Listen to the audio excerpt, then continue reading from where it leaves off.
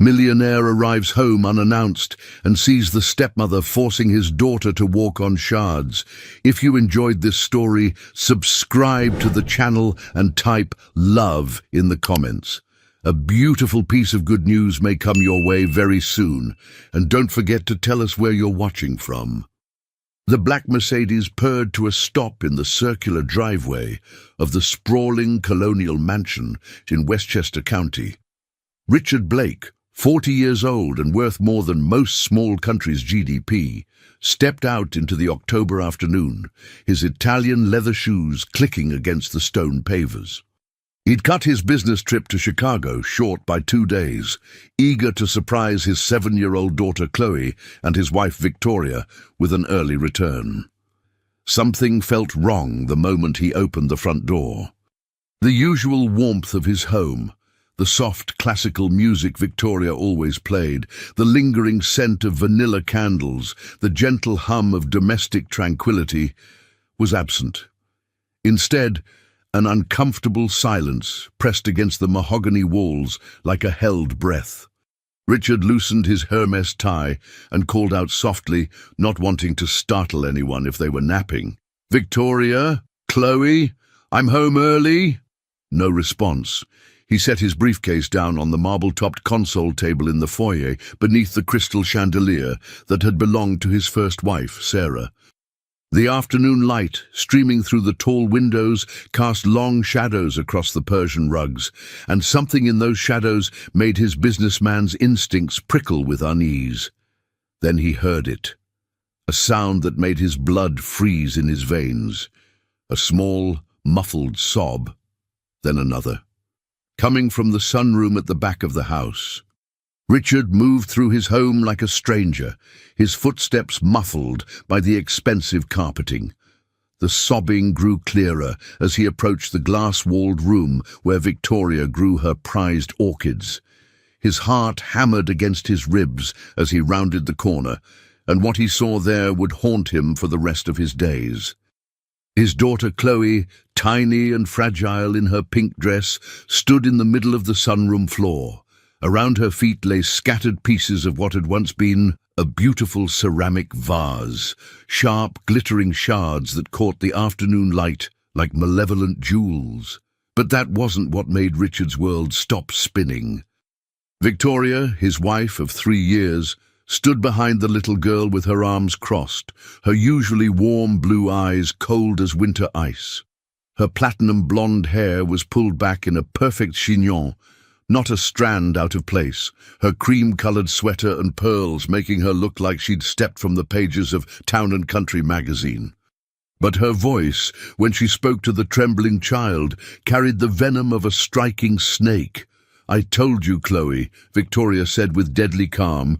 "Little girls who break mommy's things need to learn consequences. Now pick up every single piece, carefully." Richard watched in horror as his 7-year-old daughter, tears streaming down her cherubic face, began to carefully step between the sharp fragments. Her small hands shook as she reached for the larger pieces, and he could see tiny cuts already marking her delicate fingers. "Stop!" Richard whispered, but the word came out strangled, barely audible. Victoria's head snapped toward him like a predator catching scent of danger. For just a moment, less than a heartbeat, her mask slipped, and Richard saw something in her eyes that made his soul recoil. Pure, undiluted hatred. Not for him, but for the innocent child still picking up glass with bleeding fingers. Then, as quickly as it had appeared, the hatred vanished. Victoria's face transformed into the perfect picture of a concerned stepmother, her eyebrows knitting together in apparent worry. "Richard, darling, you're home early." She rushed toward him, her arms outstretched, but he stepped back instinctively. "Thank goodness you're here. I was just trying to teach Chloe about being more careful. She knocked over my grandmother's vase, and I thought, 'Chloe, stop!'" Richard's voice cut through Victoria's explanation like a blade. His daughter looked up at him with huge brown eyes, Sarah's eyes, swimming with tears and confusion. "Come here, sweetheart. Right now." The little girl hesitated, glancing between her father and stepmother with the careful calculation of a child who'd learned to read dangerous moods. Victoria's smile tightened almost imperceptibly. "Richard, really, she needs to learn responsibility. I said stop." Richard knelt down and held out his arms. Chloe ran to him, glass crunching under her small feet, and he scooped her up, feeling how her tiny body trembled against his chest. Blood from her cuts stained his white dress shirt, but he didn't care. All that mattered was the broken trust he could feel radiating from his daughter's small frame. As he held Chloe close, Richard caught sight of something that made his businessman's mind, trained to notice details others missed, go ice cold. There, barely visible behind Victoria's left ear, was a small cut. Fresh, as if she'd been hit by flying glass herself. But if Chloe had accidentally broken the vase, how had Victoria gotten injured? Unless it hadn't been an accident at all. Richard carried his daughter upstairs to clean her wounds, but his mind was racing with possibilities he didn't want to consider. In the bathroom, as he gently dabbed antiseptic on Chloe's small cuts, he spoke in the soft voice he'd used to read her bedtime stories since she was old enough to understand words.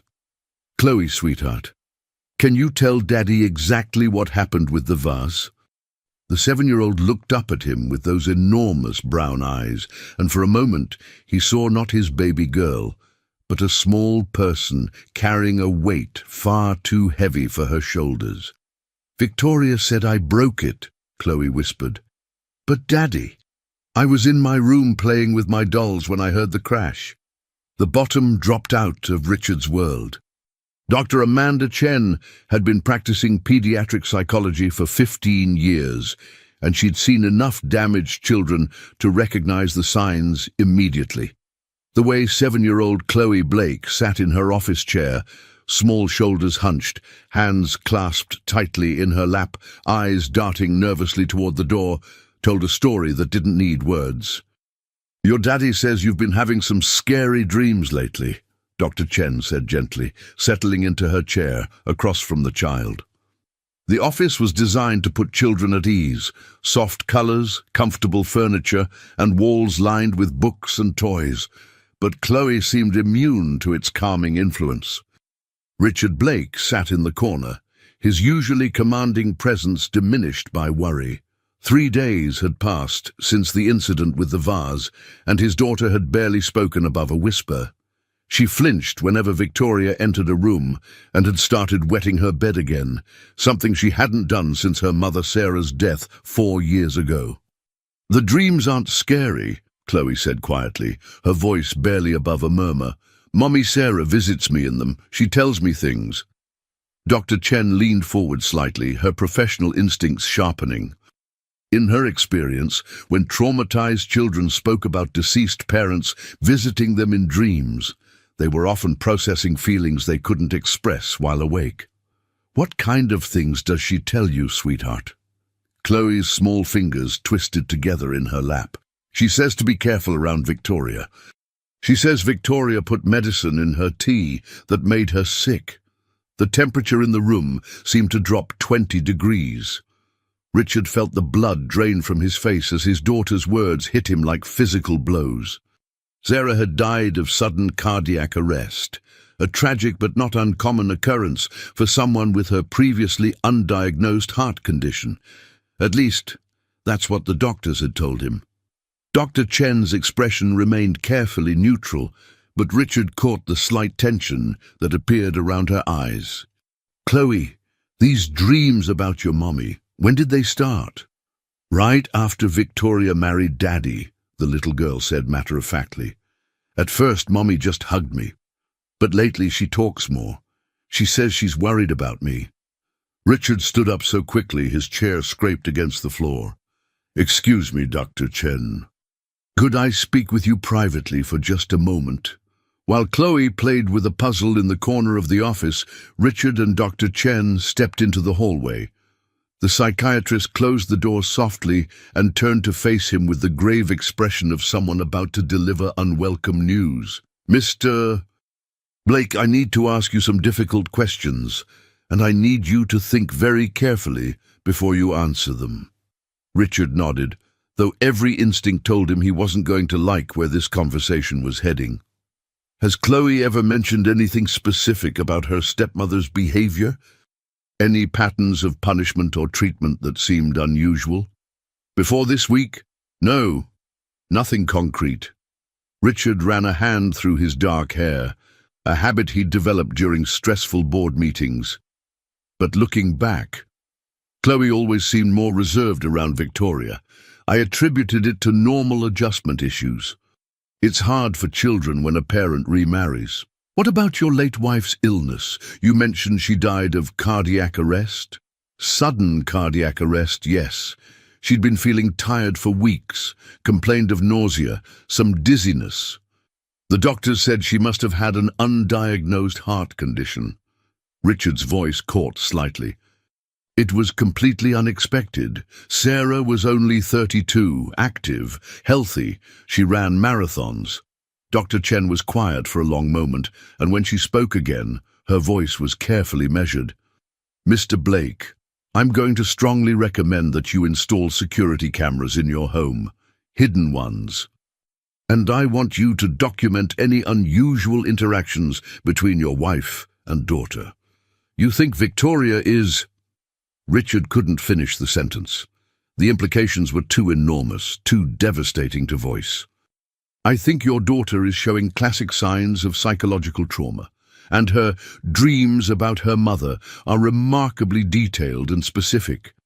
Children her age don't typically fabricate stories involving medical terminology they wouldn't understand." Richard felt the ground shifting beneath his feet. Everything he thought he knew about his life, his marriage, his wife, it was all suddenly suspect. "What do you suggest I do?" "Be very careful. If your daughter is right about what she's experiencing, then Victoria is dangerous. But you'll need evidence before you can take any legal action. Document everything, install those cameras, and bring Chloe back to see me in a week." As they returned to the office, Richard watched his daughter work on her puzzle with the intense concentration of someone trying to solve a problem much bigger than colored cardboard pieces. When she looked up at him with those trusting brown eyes, he made a silent promise. He would find the truth, no matter how ugly it might be. That evening, Richard sat in his study, pretending to review quarterly reports, while his mind churned with possibilities he'd never wanted to consider. Through the baby monitor he'd secretly placed in Chloe's room, he could hear Victoria reading his daughter a bedtime story, her voice sweet and melodic. But now that same voice made his skin crawl. "And the princess lived happily ever after with her prince," Victoria concluded, her tone sugary sweet. "Sweet dreams, little one." Richard heard the soft click of Chloe's bedroom door closing, followed by the whisper of Victoria's footsteps on the hardwood floor. A few minutes later, she appeared in his study doorway, wearing a silk nightgown and the kind of smile that had once made his heart race. "You've been so quiet since you got home, darling," she said, moving toward his desk with the fluid grace of a dancer. "Is everything all right?"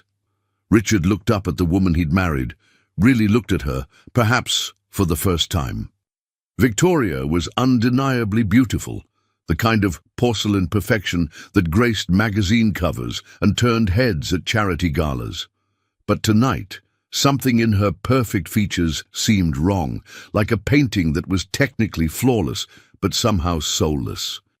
"Just tired from the trip," he lied smoothly, the same voice he used to deflect hostile questions during board meetings. "The Chicago deal didn't go as planned." Victoria's smile flickered slightly. "Poor baby. You worked too hard." She moved behind his chair and began massaging his shoulders, but her touch, which had once comforted him, now felt calculating. "Maybe you should take some time off, spend more time with Chloe. She's been so challenging lately." There it was, the subtle dig, the way she always managed to make his daughter sound like a problem to be solved, rather than a child to be loved. How had he missed it before? What kind of challenging? Richard kept his voice neutral, but every nerve was on high alert. Victoria's hands stilled for a moment before resuming their massage. "Oh, you know how children can be. Jealous of attention, acting out for sympathy. Sometimes I think she resents me for trying to be a mother figure in her life."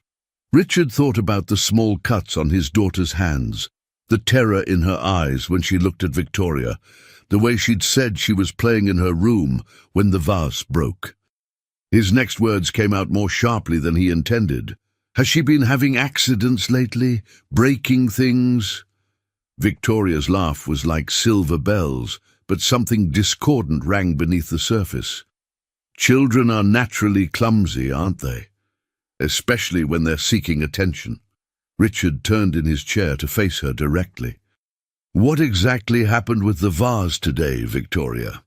For just an instant, so brief he might have imagined it, something cold and predatory flashed across his wife's beautiful features. Then the mask of concerned stepmother slipped back into place. "I found it broken when I went to water my orchids. Chloe was standing right there, looking guilty. I was just trying to teach her that actions have consequences." Victoria's blue eyes widened with apparent innocence. "Darling, you're not questioning my judgment, are you?"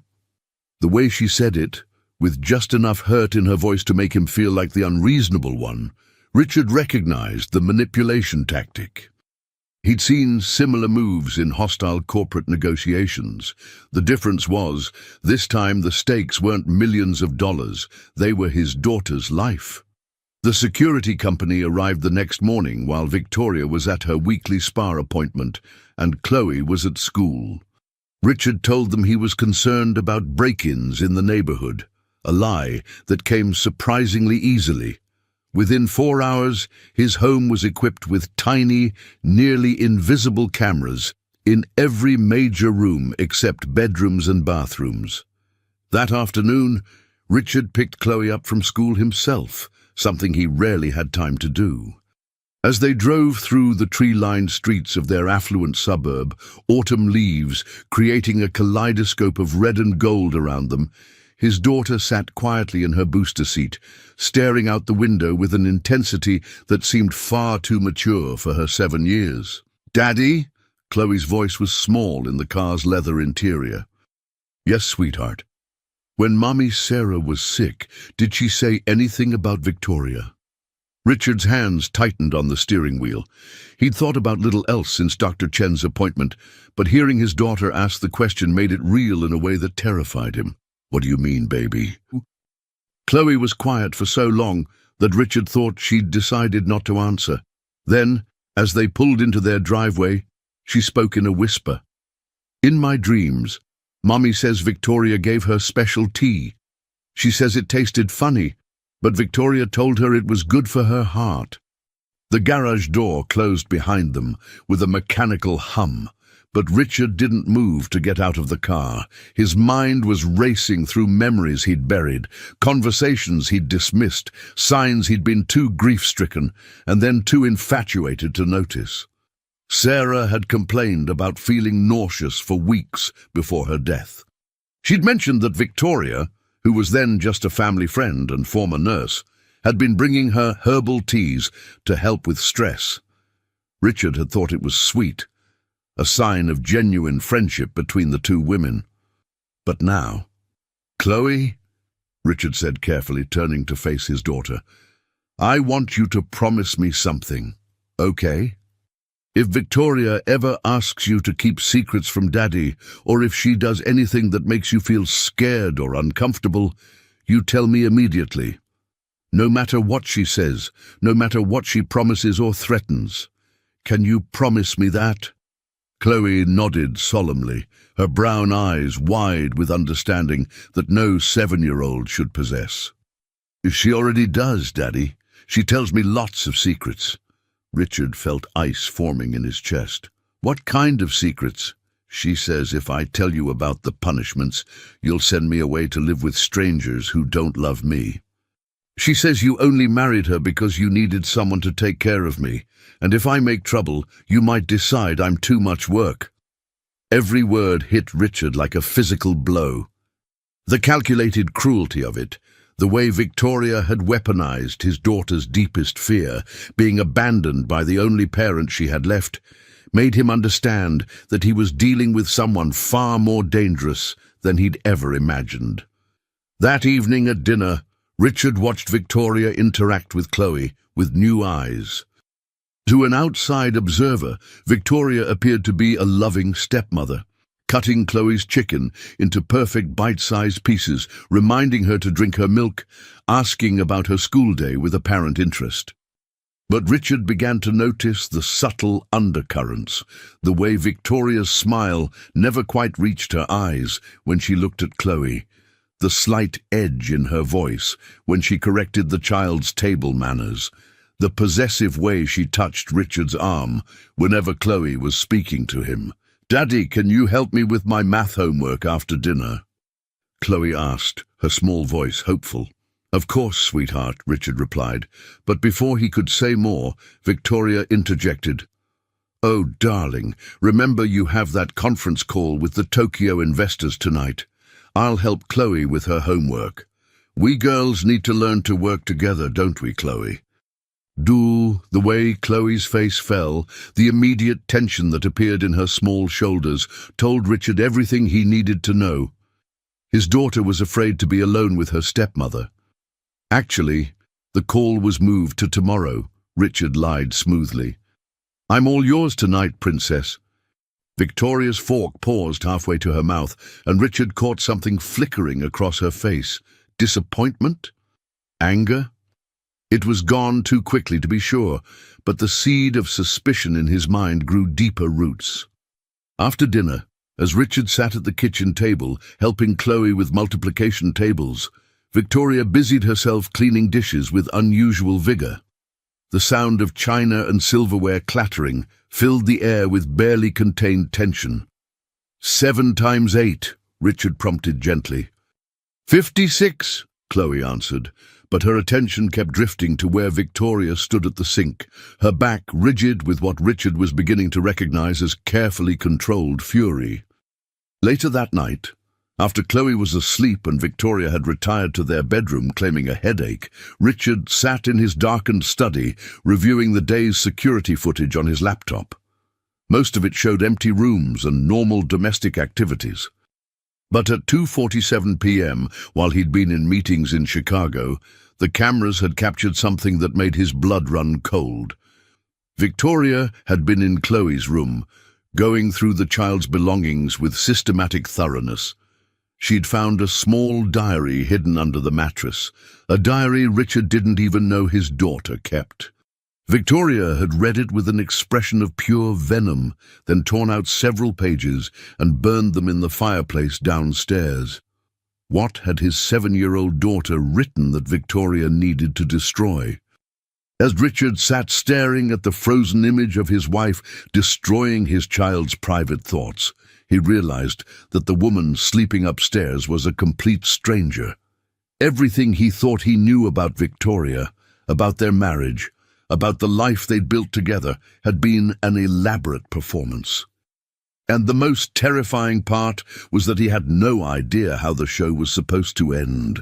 The next morning dawned grey and threatening, autumn storm clouds gathering over Westchester County like an omen. Richard had barely slept, his mind churning with plans and contingencies. He needed evidence, real, concrete proof of what Victoria was doing to Chloe. But more importantly, he needed to keep his daughter safe while he gathered that evidence. At breakfast, Victoria was her usual charming self, chattering about her plans for the day and asking Richard about his schedule with the kind of interested attention that had once made him feel cherished. Now, it felt like surveillance.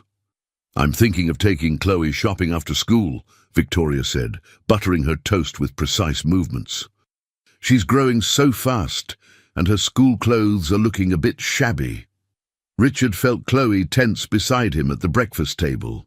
His daughter's reaction confirmed what he'd begun to suspect. Victoria's shopping trips weren't the treats they appeared to be. "Actually, I was hoping to spend some time with Chloe this afternoon," Richard said casually. "We haven't had much father-daughter time lately." Victoria's knife paused in its journey across the toast, and Richard caught the flash of irritation that crossed her features before she smoothed them into a smile. "Of course, darling. Family time is so important." But the way she said family time made it sound like a prison sentence. As Richard drove Chloe to school, he made a decision that would change everything. He was going to find out exactly who Victoria really was, what had happened to Sarah, and what his wife was planning for his daughter. But as he pulled away from Chloe's elementary school, watching his little girl walk toward the building with shoulders that carried far too much weight, Richard Blake had no idea that the truth would be worse than his darkest suspicions, and that Victoria had been planning this moment for much longer than he could possibly imagine. The first pieces of the puzzle were falling into place, but Richard didn't yet realize he was playing a game where his opponent had been setting the rules from the very beginning. Victoria stood at their bedroom window, watching Richard's car disappear down the tree-lined street. Behind her carefully applied makeup and designer clothing, her mind was calculating, weighing options, preparing for war. She'd worked too hard and waited too long to let a sentimental father and his inconvenient daughter destroy everything she'd built. The game was about to begin in earnest. Richard Blake had built his fortune by trusting his instincts and acting on them decisively. Now, as he sat in the parking lot of a modest office building in downtown Stamford, those same instincts were screaming that he was about to uncover something that would shatter his world completely. The private investigator he'd hired, Marcus Rodriguez, was a former NYPD detective with 25 years of experience, and the kind of reputation that made powerful people nervous. Rodriguez had spent 3 weeks digging into Victoria's past, and this morning he'd called with results. "Mr. Blake," Rodriguez said as they settled into his cramped office, manila folders spread across a desk that had seen better decades. "I need to prepare you for what I'm about to tell you. Your wife isn't who she claims to be." Richard's stomach clenched, but he kept his voice steady. "What did you find?" Rodriguez opened the first folder with the deliberate movements of someone who'd delivered devastating news many times before. Victoria Ashford is not her real name. She was born Victoria Marie Caldwell in Phoenix, Arizona, 41 years ago. Not 38, as she's told you. The first blow. Richard had suspected Victoria might have lied about her age, but the systematic deception felt like ice water in his veins. She worked as a nurse at 3 different hospitals between 2015 and 2019. She was dismissed from all 3 under suspicious circumstances involving patient deaths. Richard felt the world tilting on its axis. Patient deaths? Elderly patients mostly, wealthy ones with substantial estates and no close family members.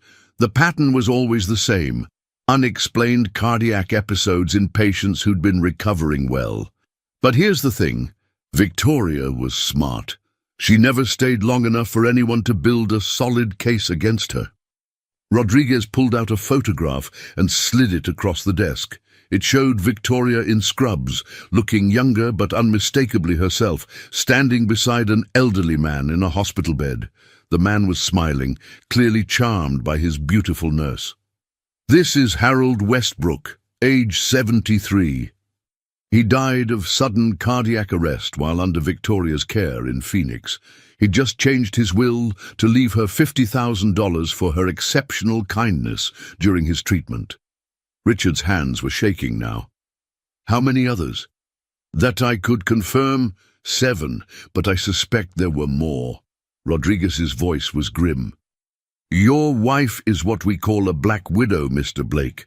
She targets vulnerable people, the elderly, single fathers, anyone with money and emotional needs she can exploit."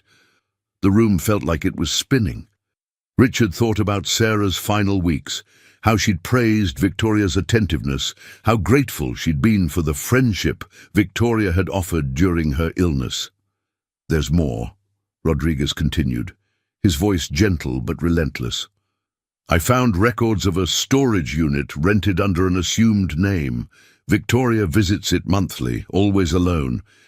I managed to get surveillance footage from the facility.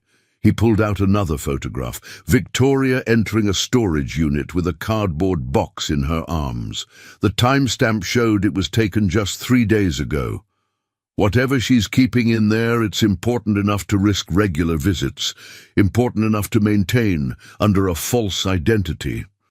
Richard's mind was working at the speed that had made him millions in corporate acquisitions. Can you get into that storage unit? Not legally, Rodriguez replied. But there are other ways to find out what's inside. I've developed relationships with people who specialize in creative surveillance solutions. Do it, Richard said without hesitation. I don't care what it costs.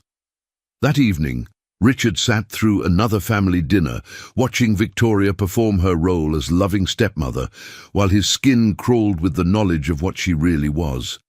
Every smile she directed at Chloe, every gentle touch, every seemingly innocent comment felt like watching a spider toy with a fly caught in its web. But Chloe, with the resilience that had carried her through her mother's death and the challenges of her new family structure, had begun to fight back in small ways. When Victoria asked her to help clear the table, Chloe politely declined, saying she had homework to finish. When Victoria suggested they watch a movie together, Chloe asked if Daddy could join them. Victoria's frustration was becoming harder to hide. Chloe seems unusually defiant lately, Victoria commented to Richard as they prepared for bed. Her tone was carefully modulated, but Richard caught the underlying edge of anger. Perhaps she needs more structure, more consistent discipline. Richard turned from his closet where he'd been hanging up his suit, his expression carefully neutral. What kind of discipline did you have in mind? Victoria's smile was perfect and perfectly cold. Sometimes children need to understand that their actions have real consequences, natural consequences that help them learn. The phrase, natural consequences, made Richard's blood freeze. He thought about Chloe standing on broken glass, about the small cuts on her hands, about the terror in her eyes. I think Chloe responds better to positive reinforcement, he said carefully. Victoria's laugh was light, musical, and absolutely terrifying. Oh, darling, you're too soft with her. That's why she's becoming so spoiled and manipulative. Children need firm boundaries. As Victoria disappeared into their ensuite bathroom for her nightly skincare routine, Richard stared at himself in the bedroom mirror and saw a man he barely recognized. 3 weeks ago, he'd been a successful businessman with a beautiful wife and a daughter he adored. Now he was living in a house with a woman who might be a serial killer, watching her circle his child like a predator preparing to strike. His phone buzzed with a text message from Rodriguez. Meet me tomorrow at 2 p.m. Brought a specialist. We got into the storage unit. Richard deleted the message immediately and climbed into bed beside the woman who had systematically destroyed his first wife and was now targeting his daughter. Sleep, when it finally came, was filled with nightmares of broken glass and herbal tea, and his daughter's small voice whispering warnings he'd been too blind to hear. The next day passed with agonizing slowness. Richard went through the motions of his business meetings, but his mind was entirely focused on 2 p.m. and whatever Rodriguez had discovered in that storage unit. When the time finally came, he found himself back in the detective's office, but this time Rodriguez wasn't alone. Mr. Blake, this is Dr. Sarah Patel, a forensic toxicologist. She's analyzed some items we retrieved from your wife's storage facility. Dr. Patel was a small woman with intelligent dark eyes and the kind of focused intensity Richard recognized in top professionals. She pushed a report across the desk toward him with gloved hands. I'm afraid what we found confirms your worst fears, she said quietly. The storage unit contained detailed records of 7 previous victims, including your late wife. There were also bottles containing digitalis extract, ricin, and several other substances that cause cardiac arrest when administered in small doses over time. Richard's vision blurred momentarily. Sarah was poisoned. Based on the detailed records your wife kept, and Mr. Blake, they are disturbingly detailed. Yes. Mrs. Blake was given carefully measured doses of cardiac glycosides over a period of 8 weeks. The symptoms would have appeared to be stress-related at first: fatigue, nausea, dizziness, then progressed to more serious cardiac events. Rodriguez leaned forward. There's something else, Mr. Blake. We found obsessively detailed journals. Victoria documented everything, every dose, every symptom, every emotional reaction. It's like she couldn't help herself from recording her successes. The folder Rodriguez opened contained photocopies of handwritten pages in Victoria's elegant script. As Richard read, each word felt like a nail being driven into his chest. The child continues to be an obstacle to my complete control over Richard. She monopolizes his attention and interferes with my long-term financial security. Direct action has become necessary. Accidents can be so tragic, especially with clumsy 7-year-olds. Richard stopped reading. He couldn't process anymore. The woman he'd shared a bed with for 3 years, the woman he'd trusted with his daughter's welfare, had been planning to murder his child the same way she'd murdered his first wife. What do we do now? Richard's voice came out as a croak. Now, Rodriguez said grimly, we contact the FBI. The FBI agents arrived at Richard's office 2 days later, dressed in conservative suits and carrying briefcases that contained enough evidence to destroy lives. Special Agent Jennifer Walsh was a 15-year veteran of the Bureau's Violent Crimes Division, and her partner, Agent David Chen, specialized in serial murder cases. Mr. Blake, Agent Walsh began, settling into the leather chair across from Richard's massive mahogany desk, we've reviewed the evidence provided by Mr. Rodriguez. What we're dealing with is far more extensive than initial reports suggested. Richard's throat felt like sandpaper. How extensive? Agent Chen opened his laptop and turned it toward Richard. On the screen was a map of the United States with red pins scattered across multiple states, 14 confirmed victims over the past 12 years. Possibly more we haven't identified yet. Each red pin represented a life taken, a family destroyed. Richard stared at the map, understanding for the first time that he and Chloe had been targeted by someone far more dangerous than a jealous stepmother. Your wife, or the woman calling herself Victoria Ashford, is what we classify as a Black Widow serial killer. She targets wealthy, emotionally vulnerable individuals, gains their trust, then systematically destroys them while positioning herself to inherit their assets. Agent Walsh pulled out a thick file. She's been planning your murder and your daughter's for at least 18 months. The storage unit contained detailed financial records showing how she intended to inherit your estate, liquidate your assets, and disappear with a new identity. Richard felt bile rising in his throat. My daughter, what was she planning to do to Chloe? The agents exchanged a look that made Richard's heart stop. According to her journals, Agent Chen said quietly, she was planning to make it look like Chloe had a tragic accident. A fall down the stairs, perhaps, or drowning in your pool. Something that would appear accidental, but remove what she called the obstacle to complete inheritance. The room went silent, except for the distant hum of traffic 40 floors below. Richard stared out his office window at the Manhattan skyline, trying to process the magnitude of what he was hearing. We need your help to arrest her, Agent Walsh continued. We need her to incriminate herself on record. Are you willing to wear a wire? That evening, Richard sat in his study with federal agents monitoring from a van parked 3 blocks away. a tiny recording device taped to his chest beneath his shirt. Chloe was safely at his sister's house in Connecticut, though he'd told Victoria she was at a sleepover with friends from school. Victoria appeared in the doorway at exactly 9 p.m., wearing the silk nightgown that had once made his pulse quicken. Now it made his skin crawl. "You seem distracted lately, darling," she said, moving toward him with the predatory grace he'd once found mesmerizing. "Is there something you want to talk about?" Richard forced himself to look up at her with what he hoped appeared to be normal affection.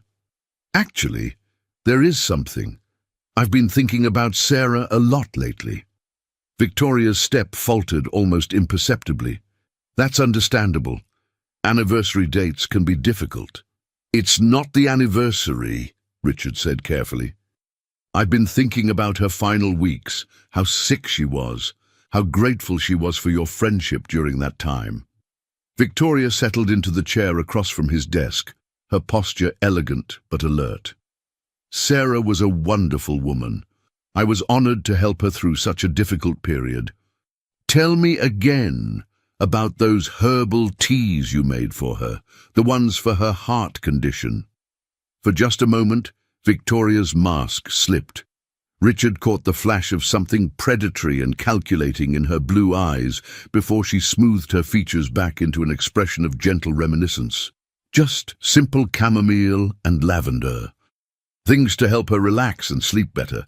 The stress of her illness was so hard on her system. Richard leaned forward slightly. "Funny thing, though. I found some of Sarah's medical records yesterday while cleaning out her desk. She never had a heart condition.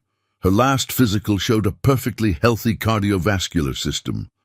The silence that followed was electric with danger. Victoria sat perfectly still, but Richard could see her mind working behind her eyes, calculating, deciding how much truth she could afford to reveal. "Doctors miss things sometimes," she said finally, her voice still melodious but with an underlying edge. Sarah's symptoms were clearly cardiac-related. "Were they?" Richard asked softly. "Or were they the symptoms of someone being slowly poisoned with cardiac glycosides?" Victoria's laugh was beautiful and terrifying. "Richard, darling, you're starting to sound paranoid. Perhaps you should see someone about this stress you're obviously experiencing." But Richard had seen the truth in her eyes the moment he'd said cardiac glycosides. The tiny flinch, the almost imperceptible tightening around her mouth, the way her hands had gripped the arms of her chair just a fraction too tightly. "I know what you are, Victoria," he said quietly. "I know about Harold Westbrook in Phoenix. I know about the others." Victoria stood up slowly, her movements fluid and controlled. When she spoke, her voice had lost all pretense of warmth. "And what exactly do you think you know? I know you killed my wife. I know you've been planning to kill Chloe and me. I know about the storage unit and the journals and the detailed records you kept of every murder." Victoria smiled then, and it was the most beautiful and terrifying expression Richard had ever seen. All the pretense fell away, revealing the true predator underneath. "Clever boy," she purred. "I always knew you were smarter than the others. That's what made this challenge so delicious." Richard's blood turned to ice. "Challenge? Did you really think this was about money?" Victoria laughed, a sound like breaking crystal. "Richard, darling, I have more money hidden in offshore accounts than you could make in 3 lifetimes. This was never about your precious millions." She moved closer to his desk, her eyes glittering with malevolent joy. "This was about the game, the challenge of taking everything from someone who thought he was untouchable. Your wife, your peace of mind, your sense of safety, and eventually your daughter and your life." Richard felt the recording device against his chest and knew that every word was being captured, that justice was finally within reach. But Victoria wasn't finished. "The beautiful part is how grateful you were for my help. How you welcomed the wolf right into your home and asked her to tend your sheep." "Why Chloe?" Richard asked, his voice breaking slightly. "She's just a child. Victoria's expression shifted to something that might have been pity if it hadn't been so cold. Because she's everything I can never be. Innocent, pure, loved unconditionally. And because watching you lose the thing you love most in the world, that's the final piece of the game. Richard heard car doors slamming outside, footsteps on his front walkway. The cavalry was arriving. "Game over, Victoria," he said quietly. But Victoria's smile only grew wider. "Oh, darling, you have no idea what game we've really been playing." The front door burst open, and federal agents flooded into the house with weapons drawn. But as they surrounded Victoria in Richard's study, she began to laugh, a sound so genuinely delighted that it made everyone in the room deeply uncomfortable. "You think you've won," she said to Richard, as Agent Walsh placed handcuffs on her wrists. "But tell me, darling, where exactly do you think your daughter is right now?" Richard's phone, which had been silent all evening, suddenly began ringing. The caller ID showed his sister's number. With hands that shook uncontrollably, Richard answered the call. "Richard." His sister's voice was frantic, terrified. "Chloe is gone. Someone took her from my backyard. They left a note." The world exploded into chaos around him. Agent Walsh was shouting into her radio, while Agent Chen was demanding information from Victoria, who continued laughing with the joyful abandon of someone who just played their winning card. "What does the note say?" Richard whispered into the phone. "It says, 'The game isn't over until everyone loses everything.'" Victoria's laughter filled the study like the sound of breaking glass. The FBI command center had been set up in Richard's living room, transforming his elegant home into a nerve center of technological equipment and grim-faced agents. It had been 18 hours since Chloe's disappearance, 18 hours that had aged Richard Blake a lifetime. Victoria sat in handcuffs, still radiating the satisfied confidence of someone who held all the winning cards. Despite intensive interrogation, she had revealed nothing about Chloe's location, offering only that cryptic smile that had once charmed him and now made his blood boil with helpless rage. "She's playing for time," Agent Walsh explained to Richard as they stood beside a bank of monitors showing feeds from traffic cameras across 3 states. "She has an accomplice, someone she's worked with before. We're analyzing patterns from her previous crimes." Richard's phone rang for the 100th time.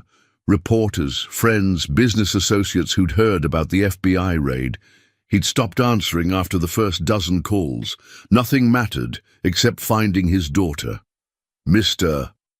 Blake," Agent Chen called from across the room. "We got something."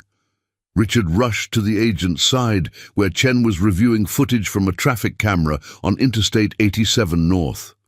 "Black van, no plates visible, heading toward Albany.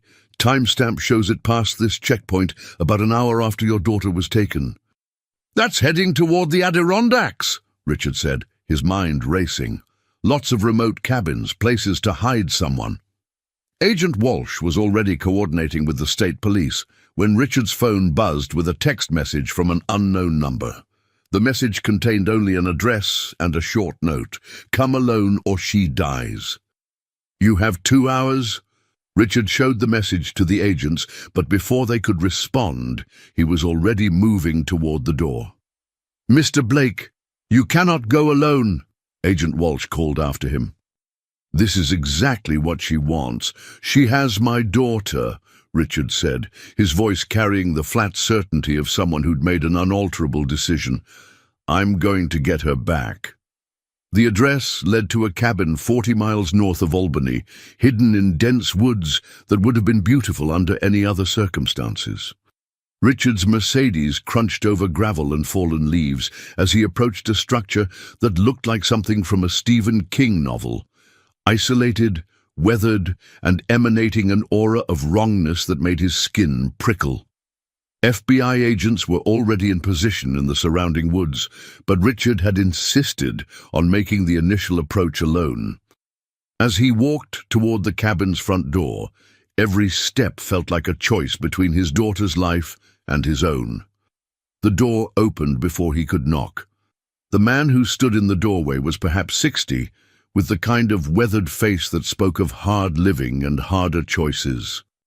His resemblance to Victoria was unmistakable, the same bone structure, the same predatory intelligence in pale blue eyes. "Richard Blake," the man said conversationally. "I'm Thomas Caldwell, Victoria's father. She's told me so much about you." Richard's mind reeled. Victoria had claimed to be an orphan raised in foster care. Another lie in an edifice of deception that seemed to have no foundation in truth. "Where is my daughter?" Thomas stepped aside with a courteous gesture that was somehow more menacing than any threat could have been. "She's safe, for now. Please come in. We have much to discuss." The cabin's interior was spartanly furnished, but meticulously clean. And there, tied to a chair in the center of the main room, but unharmed and alert, was Chloe. Her brown eyes widened when she saw her father, and Richard had to fight every instinct not to rush to her immediately. "Daddy!" Chloe called out, her voice strong despite the circumstances. "I knew you'd find me." "The family business, you might say," Thomas explained, settling into a chair across from Richard with the casual air of someone discussing the weather. "Victoria learned everything she knows from me. I've been collecting from wealthy targets for 40 years. She was my finest student." Richard kept his voice steady through pure force of will. "What do you want?" Thomas smiled, and Richard saw where Victoria had inherited her talent for expressions that were beautiful and terrifying simultaneously. $50 million transferred to offshore accounts, I'll specify. Your daughter's testimony recanted, Victoria's charges dropped, a public apology for the misunderstanding that led to her arrest. And if I refuse? Thomas glanced at Chloe with the casual interest of someone appraising livestock. Then your daughter disappears forever, and you spend the rest of your life wondering what happened to her. Victoria and I vanish into identities you'll never find, and this cabin burns to the ground with any evidence that we were ever here. Richard looked at his daughter, tiny, brave Chloe, who had survived her mother's death and months of psychological torture from a woman who should have protected her, and saw something in her eyes that gave him hope. She was scared, but she wasn't broken. "Daddy," Chloe said quietly, "remember the game we used to play? The one where we counted to 10 together before something special happened?" Richard's heart leapt. When Chloe was 5, they'd developed a private signal for their hide-and-seek games. Counting to 10 meant she was ready for him to find her, that she'd positioned herself in the safest possible hiding spot. "I remember, sweetheart," he said softly, then looked at Thomas. "I'll need to make some phone calls to arrange the transfer. $50 million isn't something I can access immediately." Thomas nodded, pleased. "Of course. But remember, any tricks, any attempts to involve law enforcement, and the game ends very badly for everyone." Richard pulled out his phone and pretended to dial his bank. Instead, he called Agent Walsh. "It's Richard Blake," he said when she answered, speaking in the clipped tone he used for business calls. "I need to transfer $50 million to the accounts I'm sending you. Authorization code. Chloe's ready." Through his earpiece, he heard Walsh's sharp intake of breath as she understood the code. The FBI had been listening to everything through the phone's open line. "1," Richard said loudly, meeting Chloe's eyes. "2, 3. Thomas Caldwell was reaching for a gun from beneath his chair when the cabin's windows exploded inward in a shower of glass and tactical team members. By the count of 10, the Caldwell family's 40-year reign of terror was over. 6 months later, Richard sat in the garden behind their new home in Vermont, watching Chloe chase butterflies among the wildflowers. The trial had been a media sensation, the beautiful serial killer and her accomplice father facing justice for decades of murder and manipulation. Victoria had been sentenced to life without parole, Thomas had received the death penalty. Chloe was healing, slowly but steadily, with the help of Dr. Chen and the limitless love of a father who would never again take her safety for granted.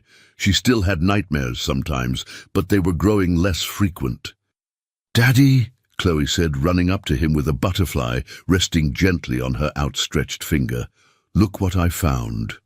Richard marveled at his daughter's resilience, at her ability to find beauty and wonder, even after everything she'd endured.